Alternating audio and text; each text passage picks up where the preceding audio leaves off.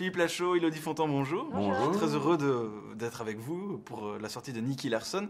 Est-ce que vous pourriez me présenter en quelques mots Nicky Larson? Bien sûr, Nicky Larson, alors pour ceux qui ne savent pas, c'est une espèce de James Bond version comédie. Voilà, il est à la fois détective, garde du corps, il fait plein de choses. Et on lui confie une mission, c'est protéger le parfum de Cupidon. En fait, c'est un parfum qui rendrait irrésistible toute personne qui l'utilise. Donc voilà, sauf qu'évidemment, les choses ne vont pas se passer comme prévu. Quelle était la première impulsion qui vous a donné l'envie de l'adapter en prise de vue réelle? En fait, c'est en retombant sur un vieux Dorothée Magazine. À l'époque du Club Dorothée, il y avait ça. Et je suis retombé là-dessus chez mes parents. Et je me suis dit, mais ce serait génial de faire ça au cinéma. Parce que c'était un dessin animé très drôle à l'époque. Et comme nous, ce qu'on aime, c'est faire marrer les gens. Et on s'est dit, ce serait génial d'adapter ça au cinéma. Et au début, ça semblait complètement irréalisable. Et après, avec le temps, la passion, on a rendu les choses possibles. Élodie, vous aussi, et Nicky Larson, ça évoquait quelque chose? Ah ouais, moi j'étais totalement fan petite. J'adorais, un peu amoureuse de Nicky Larson. Il envoyait Nicky Larson, non, j'adorais. Je ne pensais pas un jour avoir la chance de faire Laura, mais... Et comment est-ce qu'on se met alors dans la peau de ces personnages? Eh bien écoute, on regarde beaucoup d'épisodes. Hein, ouais, on se remet à jour. On s'est refait les 140 et quelques épisodes. Et puis effectivement, on essaye d'être le plus fidèle possible au personnage, mais tout en baissant un peu les curseurs pour être un minimum réaliste et pas trop loufoque, parce que quand même, on est dans des personnages de manga, donc avec des expressions de visage tout très très poussées évidemment. Donc on essaye de trouver un juste milieu, et puis pareil, le fait, en tout cas moi pour mon personnage, de taper tout le temps sur la tronche de Nicky, tu te dis à un moment, j'espère que quand même on va bien l'aimer, qu'elle va pas être agaçante, donc tu essayes de faire un peu attention à tout ça, et voilà. Tu bosses même encore sur le tournage, dans les pauses que tu as pour te remettre un peu les mimiques, les choses en tête, mais voilà, tu bosses en amont, quoi, tu taffes. Le film est une ode au Club Dorothée, aux années 80. Comment est-ce que vous gérez justement toutes ces références, et aussi pour les gens qui ne connaîtraient peut-être pas cette génération-là? Effectivement, le plus gros travail, c'était sur le scénario, c'est-à-dire que en fait, il fallait que ceux qui connaissent Nicky Larson s'y retrouvent, reconnaissent l'univers, c'est pour ça qu'il y a 1000 choses, 1000 références dans le film, mais aussi que ça plaise à ceux qui ne connaissent pas et qui avaient aimé nos films d'avant. Donc le gros travail, c'était là-dessus. Donc évidemment, il y a notre univers, notre humour, et voilà, sauf qu'il est mélangé à celui de Nicky Larson, et ça donne ce film. Donc on l'a vu, on a fait beaucoup d'avant-premières dans toute la France, et on a vu que les gens en fait, qui connaissent ou qui ne connaissent pas aiment le film, donc on est déjà vachement rassurés. Toutes les générations, il y a toutes les générations, même les gens plus âgés, c'est vrai, adorent le film. Après, la génération Club Dorothée, c'est vrai, a une petite lecture supplémentaire. Il y a des références sur lesquelles ils vont tiquer. On avait beaucoup parlé des références de vos précédents films, Babysitting, Alibi.com. Ici, on a un peu l'impression que vous aimez, je ne vais pas dire faire revivre, en tout cas l'esprit des comédies d'action populaires françaises. Est-ce que c'était un souhait aussi? C'est vrai que ça manque, moi je trouve. Les films à l'époque avec Belmondo, les comédies d'action, il nous reste Taxi, qui sont les comédies d'action, les dernières qui nous restent, on va dire. Mais sinon, c'est vrai qu'il y en a plus beaucoup des comédies d'action comme ça. Il y a eu Red Dingue, qui était une comédie d'action.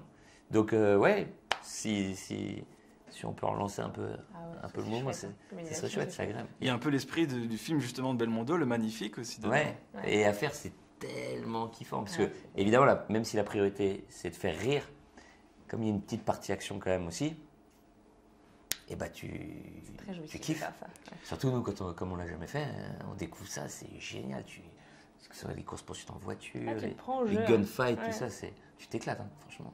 Je me demandais juste, on est comme dans une phase encore imprégnée par le mouvement MeToo et tout. Est-ce que c'est difficile? Est-ce que vous vous êtes posé la question d'adapter un héros qu'on peut un petit peu qualifier de sexiste? Bien sûr, bien sûr. On s'est dit, on tombe pile poil dans la bonne période. C'est bien. Cool. On a commencé à écrire le scénario depuis 1 an et c'est bien. Donc, l'idée, c'était d'être très vigilant justement pour que...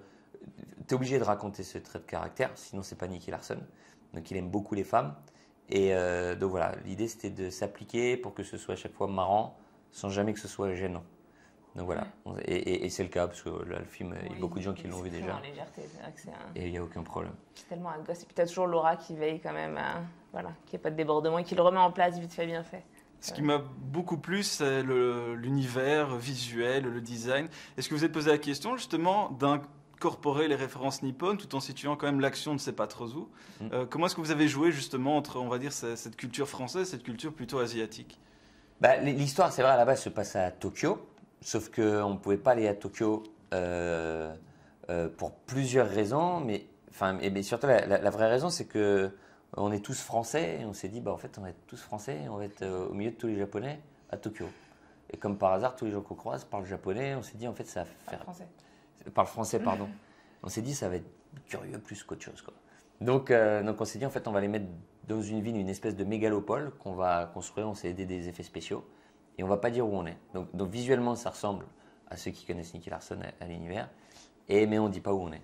Donc c'est ça qu'on a fait. Et après, il y a des petits clins d'œil, effectivement, avec des petits détails chez Nicky ou quoi, des petits clins d'œil au Japon. Vous offrez 2 très chouettes rôles à vos comparses qu'on a vu dans tous vos précédents films. Est-ce que faire un film entre potes, j'imagine que c'est une chose contre laquelle vous ne pouvez pas lutter ou pas besoin? Bah ouais. Pourquoi lutter? Ouais. J'ai pas le choix malheureusement, c'est vrai. Non, on a cette chance de bosser entre potes et de partager les choses incroyables qu'on vit ensemble. Donc on en profite tout simplement. Comme je dis à chaque fois. Le public aime ça. Ouais, n'importe qui aurait le choix de travailler avec ses copains ou pas de travailler avec ses copains. Bah tu travailles avec tes copains. Donc voilà, on en profite au maximum. Je me demandais, quand vous avez annoncé le film, les réactions sur Twitter étaient parfois négatives et on sait à quel point le public français, francophone est parfois très frileux. Et au final, les critiques sont plutôt positives. On sent qu'il y a vraiment une impulsion positive à l'égard de votre film. Est-ce que vous êtes posé beaucoup de questions avant de faire le film ou pendant que vous le faisiez? En fait, nous, on ne savait pas, comme c'est la première adaptation qu'on fait, on ne savait pas qu'effectivement, quand tu fais une adaptation, tu as des gens sceptiques et des gens même pas contents. Et donc ça, nous, on l'a découvert. On s'est retrouvé en top tweet pendant 2 heures et on a dit, oulala, qu'est-ce qui se passe? Et donc après, l'idée c'était de nous de faire le film qu'on avait envie de faire, puisque personne ne pouvait nous enlever ce rêve d'enfant qui était de faire Nicky Larson. Donc on l'a fait, et ce qui se passe aujourd'hui, c'est vrai que c'est assez, c'est marrant, c'est que maintenant il y a à peu près 25 000 personnes pour l'instant qui ont vu le film, et c'est vrai que tous les gens qui voient le film, 95%, 98%, ils aiment beaucoup et ils trouvent ça chouette. Donc il y a un vrai revirement, comme tu dis, et donc je reçois pas mal de messages d'excuses, c'est touchant, c'est chouette. Mais bon, c'est le jeu. Écoute, quand tu fais une adaptation, c'est comme ça, il y en a a priori. Et comme on dit à chaque fois, vaut mieux que ce soit, ils étaient sceptiques et ils aiment bien le film, plutôt que l'inverse, où ils soient déçus, où là, ça serait plus embêtant. Merci beaucoup. Merci à toi. Moi, j'ai pris un vrai plaisir, en tout cas, en regardant le film. Je trouve que vous avez complètement réussi votre pari. Merci beaucoup. Et je voulais juste vous offrir, ça vient de Belgique, c'est du solide, donc des cadeaux de... c'est les tests de Tu sais que je reviens de Belgique en plus. Moi, j'ai passé un petit moment là. J'ai tourné en Belgique pendant Mais un vous petit n'avez moment. pas la tasse. Mais j'avais pas la tasse. Putain, c'est gentil. Elle est solide, Sympa, elle est merci. propre, Tellement elle est- ciné. Voilà.